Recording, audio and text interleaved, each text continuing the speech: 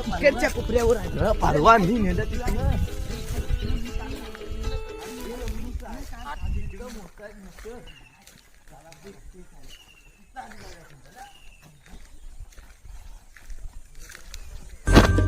कान आहे बे.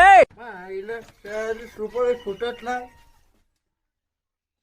आईला दिसत पण नाही ती त्याला चष्म्याचा नंबर वाढला आहे काय बिल फुटली ते आईला मग रांड्याची कार्टी भरवून भरवून करत होती. गेली कुठं वसाडी मागाशी फुनफुन करत होती.